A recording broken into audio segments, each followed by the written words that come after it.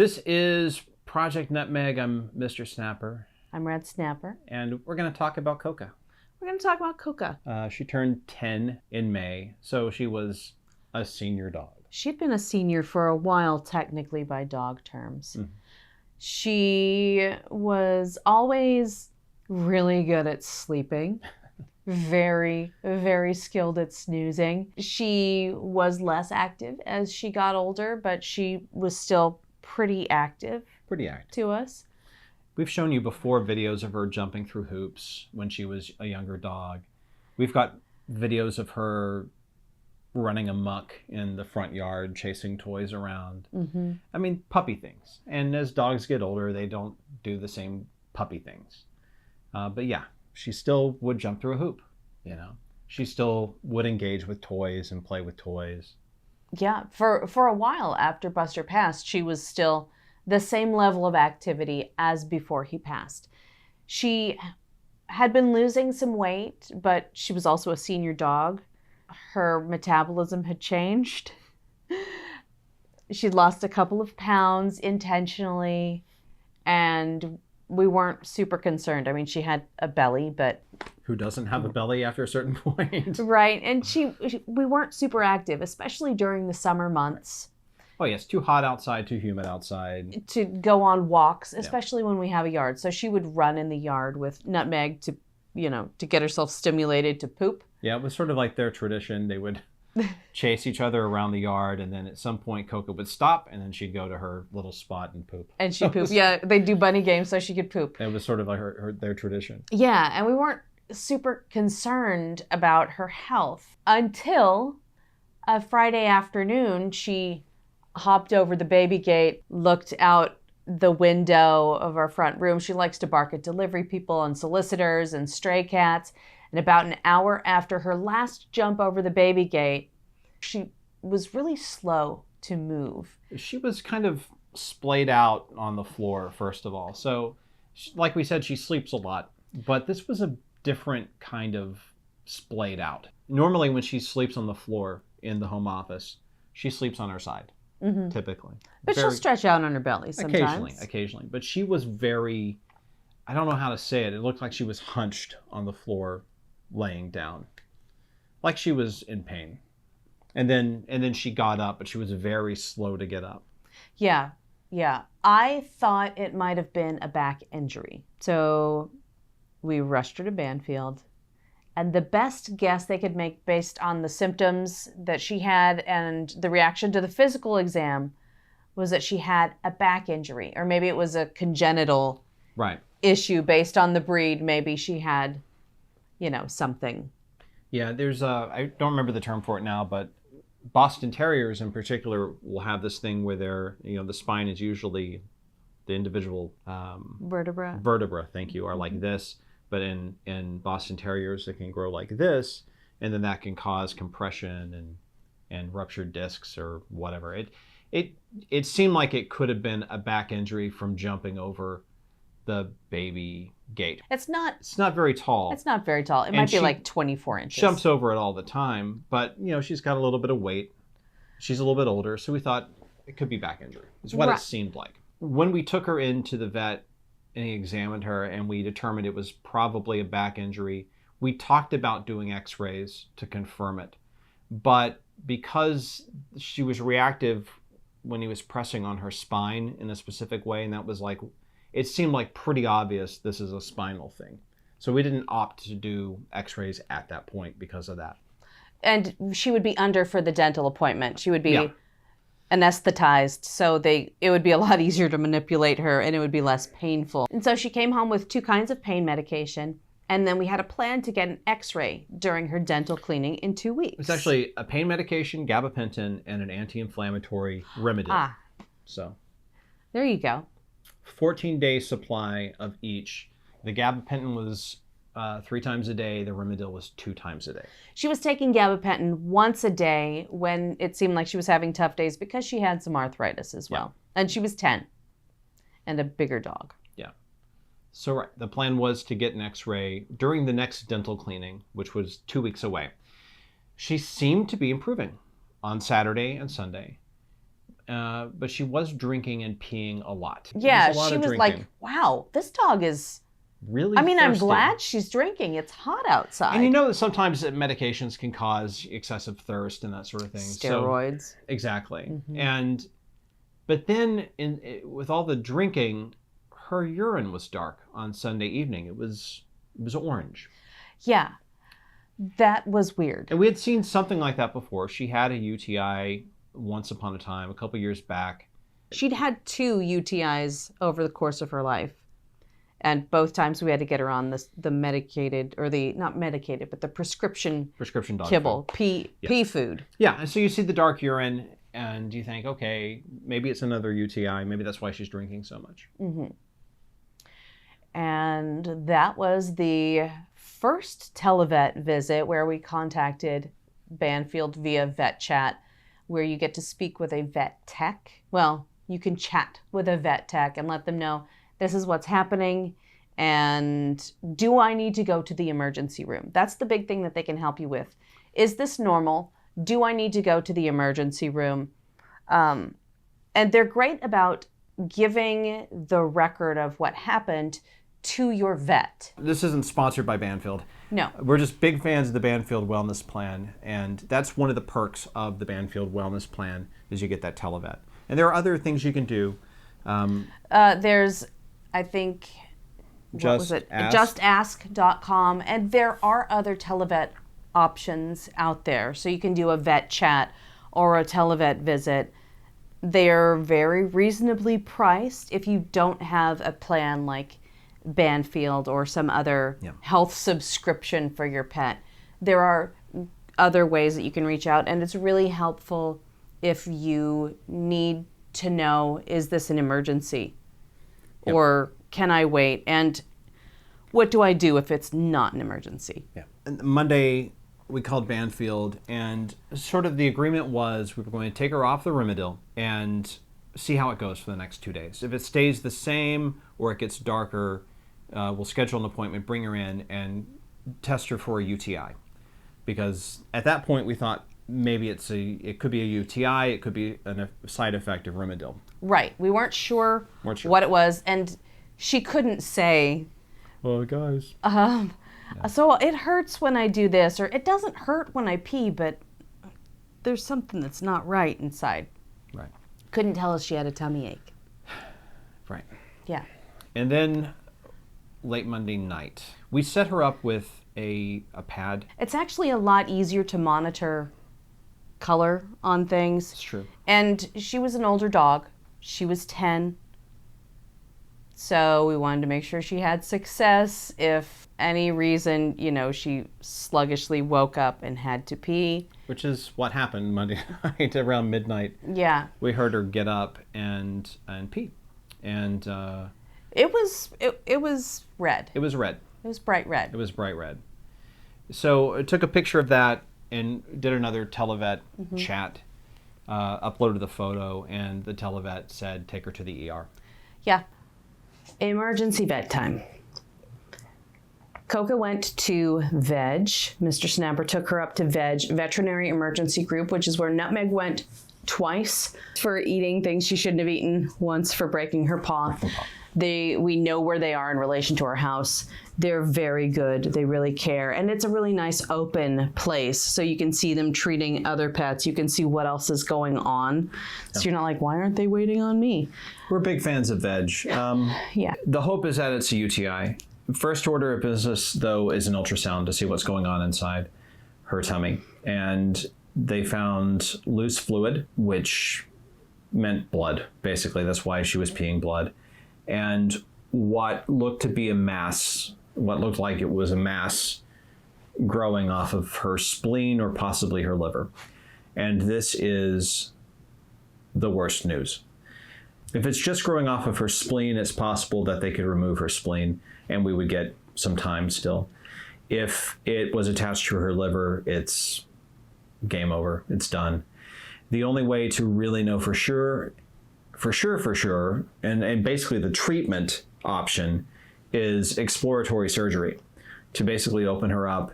If it's the spleen, great, we can remove the spleen and she gets a few months. if it's the liver, we have to euthanize her on the table. So that was it. That was the worst possible news. And I called Red to break the news. The next sort of order of what we could do is further diagnostics to determine, have a better idea of what we're dealing with. How invasive it is, what it's attached to, things like that. And to do that, and how her body is doing, how it's reacting to all this. So that is x-rays and a blood draw. So that's what we did. The more information you have, the better a decision you can make, at least in theory. We would have made the decision that we did. We weren't going to pay $8,000 to $12,000 for exploratory surgery, knowing that she would only have perhaps a week to a few months after that, and how well would she recover from it? Exactly. So we opted for, I said, yes, let's do those tests. Let's see how she's doing. Well, we wanted to know, see what the deal is, and make sure that we're taking the right course of action. It gives us a better sense of how long we might have. Mm-hmm. And it was not good, and the radiologist confirmed it, but she had a 17 centimeter mass on her spleen and liver. I think it was attached to both. And it was pushing her other organs to the back. Her intestines were being pushed back, internal bleeding, all of it. So the blood test showed that she was very anemic and that her body was losing that battle as well, trying to basically compensate for the anemia. So, we had two choices. One was have her euthanized there at like 2:30 in the morning at Veg without me saying a goodbye, and I don't like that. Or getting an herbal supplement from Veg to try to clot the blood that was happening to give us a little bit longer. And our goal was to make it to Thursday, or to have her in a good condition so that she could exist through the rest of the week, but we would plan for her aloha on Thursday because we want it to be a quality time. Quality of life is so important to us. And I would rather be a day early or a week early than a day late. Yeah. So it was one or the other. We opted for her to come home with the supplement, and we would see where things were. I planned to call Banfield in the morning to tell them that we needed to schedule for Thursday. But we would change the timeline based on what we saw. We were really hoping we could make it to Thursday. Yeah. But Tuesday morning's pee was enough to push us to schedule her aloha for that afternoon. It wasn't getting any better. No, it was worse. Yeah, even with the blood clotting supplement that they gave us, she wasn't going to get any better. She was only going to get worse. Mm-hmm. And we were basically facing a situation where she had a painful end that came as a surprise, or she could have a comfortable end that we could control. Yes. And we could do some of those great things to make a few more memories and give her a good last day instead of the cold surprise of, even though the people at Veg are lovely, it would be it's still jarring. It was better to have the family there. Should we talk about the importance of having like a vet? Yeah. And the thing is that the dogs know Banfield. They know their Banfield. They know the smells of their Banfield. They know the people at their Banfield. So Veg is great. Love them. They're wonderful. If I had to do it there, if it was no other choice, then I would have been very comfortable doing it there with them, because they're wonderful people. Mm-hmm. But being able to do it in the relative comfort of a place that Coca knows, with all the people that she knows, And Nutmeg. And Nutmeg was there. I think made it a better last experience for Coca. I think so. We made the right call. And we did the best for her send-off that we could. We did family pictures. We did great foods. She even ran the agility, went through the agility tunnel in the backyard. And we would do an activity, and then she very light activity, and then she would sleep. It was clearly time. Yeah. It was clearly time. It was. So we're broken, but it's been a rough year. It's been, losing Coca was just like completely unexpected. Yeah, it was. And devastating in a way that losing Buster wasn't, because with Buster, we saw it coming. Yeah, we saw it coming. With Coca, it just came out of nowhere. Yeah, it did. We tried to find comfort by learning more about things. We did a little research on spleen tumors. Prognosis for a tumor like hers was not good.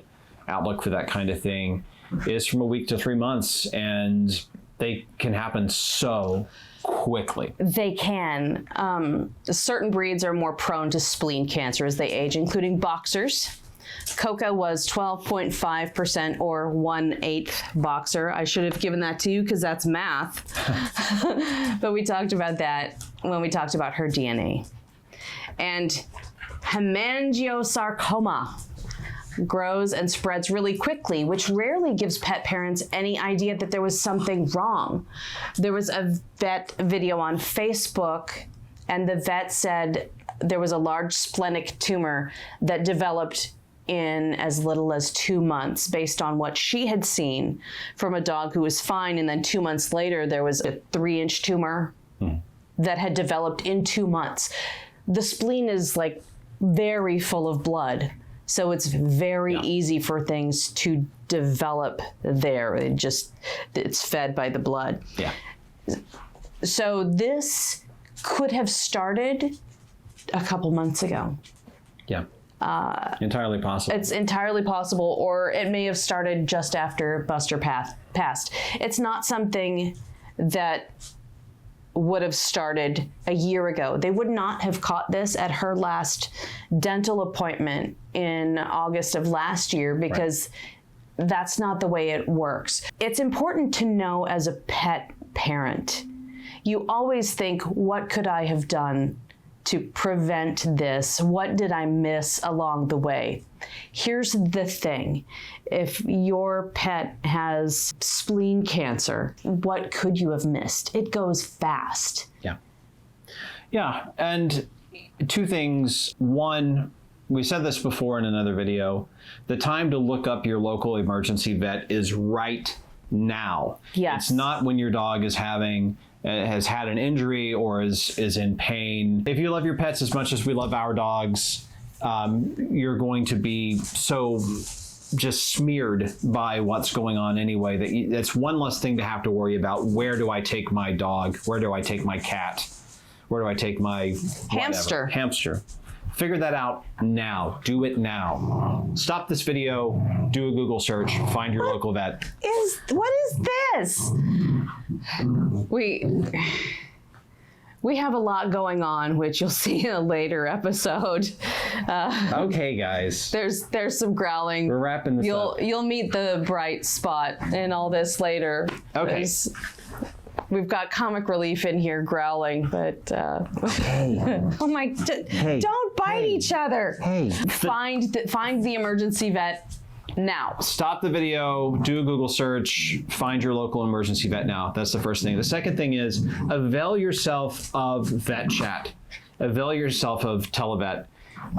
If you have that as an option as part of whatever wellness plan you have your dogs on, these puppies are just going to go. That's fine. That's fine. They're having a crazy time. They're having the best playtime. If you have it as part of a service that you're already subscribed to, take advantage of it. I don't know. It may even be something that your employer offers, something that you can Yes, yeah. And if you don't have it, look that up now. Just look for websites to see where there might be an option for you based on what you have, what resources you have available. Yeah.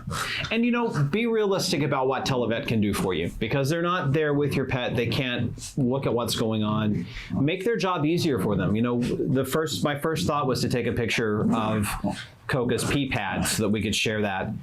And I'm glad I did, because that was the thing. It was like, get her. What do you, I'm sorry. What is... I heard a bang in the other room, and we paused so that we could find out what the bang is. I let frickin' Frack in here. I guess you'll meet Frack later. Yeah. You'll meet Frack later, but good grief. You guys, you would think. It's dinner time. Oh my goodness. And these two. That's right, these two. So yes, find your emergency vet, find your tele-vet, do it now. Not when you desperately need it. You want to do it now. So that's pretty much it. Don't blame yourself, and don't blame your vet for things that you didn't know. It's a messy world, and biology is messy. You know, this stuff happens. It does, but it's a beautifully messy world. It is beautifully As you may hear how beautifully just off camera messy it is. We're amping up the excitement for the next video of Project Nutmeg with all of this. We've got the hype squad on the floor, trying to bring a little joy to this video. Please be sure to like, subscribe, boop that bell for notifications. If you have anything that you'd like to share about an emergency trip with your pet, any experience you've had with splenic cancer surprise where your pet doesn't have symptoms and then all of a sudden they're, share that too. Or if you have any well wishes that you want to send our way, we appreciate every bit of it. It's been a rough year. It's also been a rough year. This is where you were supposed to bark. And we do like to hear from you. And you'll see us, all of us, next time. Bye. Bye. Okay. Oh my word. It's dinner time.